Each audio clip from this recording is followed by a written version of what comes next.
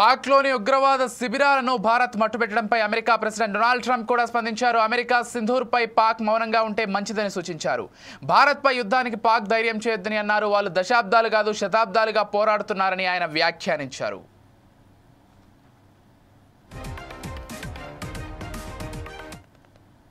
About it just as we were walking in the doors of the Oval. Just heard about it. I guess people knew something was going to happen based on a little bit of the past. They've been fighting for a long time. You know, they've been fighting for many, many decades and centuries, actually, if you really think about it. No, I just hope it ends very quickly. No, it's a shame. We just heard about it just as we were walking in the doors of the Oval. Just heard about it.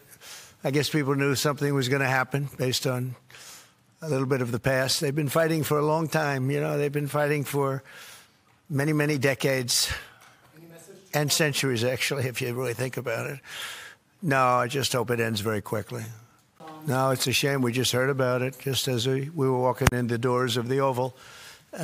Just heard about it. I guess people knew something was going to happen based on a little.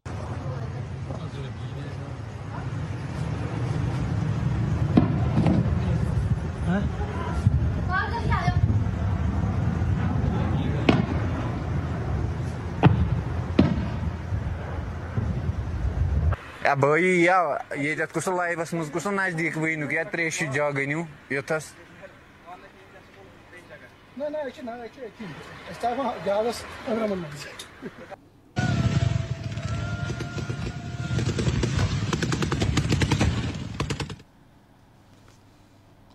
Pahalgam దాడికి భారత్ ప్రతీకారం తీర్చుకుంది. పాకిస్తాన్కు ధీటైన జవాబిచ్చింది. పాక్ ఉగ్రవాద స్థావరాలపై operation Sindoor పేరిట వైమానిక దాడులు చేసింది. పాకిస్తాన్తో పాటు పీఓకేలోని 9 ఉగ్రవాద ప్రాంతాలను గుర్తించి నాశనం చేసినట్లు భారత రక్షణ శాఖ ట్విట్టర్ ద్వారా ప్రకటించింది. పీఓకేలోని లష్కరే తోయిబా, జైషే మహమ్మద్ ఉగ్రవాద శిబిరాలపై మెరుపు దాడులు చేసింది. పీఓకేలోని ఆయా ఉగ్రవాద శిబిరాలపై మిస్సైల్స్తో భారత్ విరుచుకుపడగా అక్కడి ప్రజలు భయంతో పరుగులు తీశారు.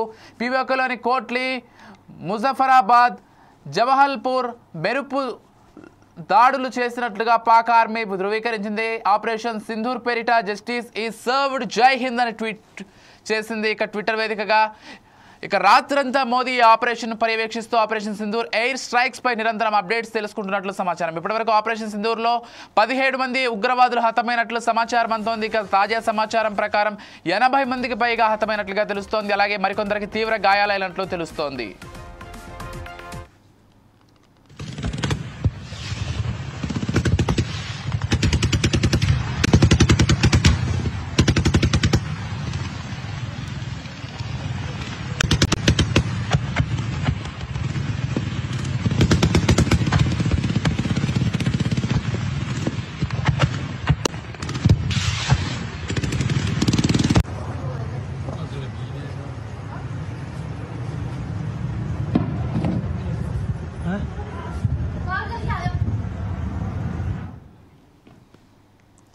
ఇదిలా ఉంటే భారత ఆర్మీ మెరుపు దాడులతో పాకిస్తాన్ పీఎం షెహబాజ్ షరీఫ్ ఉలిక్కిపడ్డారు. భారత్ తమ దేశంలోని 5 ప్రాంతాలపై మెరుపు దాడులకు తెగబడిందని ఆరోపించారు. భారత్ చేపట్టిన ఈ యుద్ధ చర్యలకు గట్టిగా బెదిరించే హక్కు పాకిస్తాన్కు ఉందన్నారు. బలమైన కౌంటర్ ఉంటుందంటూ తీవ్ర వ్యాఖ్యలు చేశారు.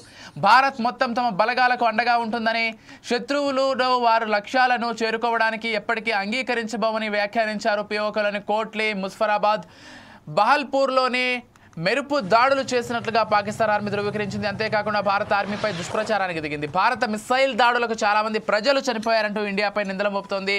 అయితే ఈ వ్యాఖ్యలను ఇండియా ఆర్మీ తిప్పికొట్టింది. ఆపరేషన్ సింధూర్ పేరిట ఉగ్రవాద శిబిరాలనే భారత ఆర్మీ లక్ష్యంగా చేసుకున్నట్లు స్పష్టం చేస్తుంది.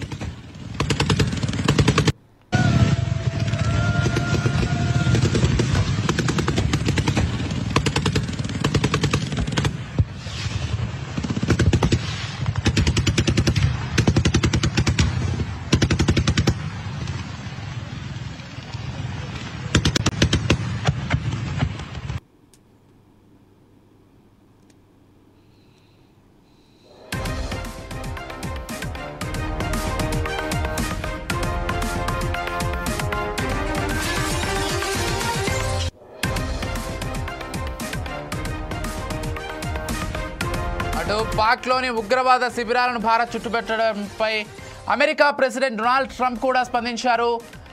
ఆపరేషన్ సింధూర్పై పాక్ మౌనంగా ఉంటే మంచిదని సూచించారు. భారత్పై యుద్ధానికి పాక్ ధైర్యం చేయదని అన్నారు. వాళ్ళు దశాబ్దాలు కాదు శతాబ్దాలుగా పోరాడుతున్నారని ఆయన వ్యాఖ్యానించారు.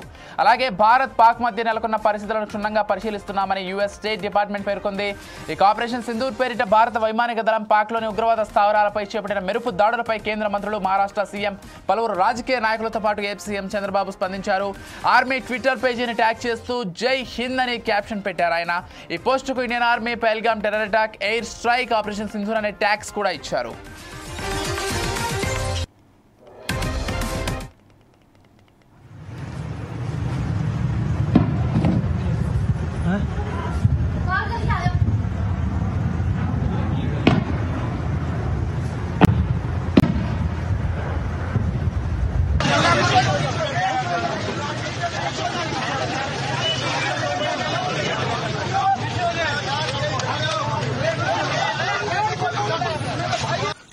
ये मशद तैबा मरकज उमरकरा के अंदर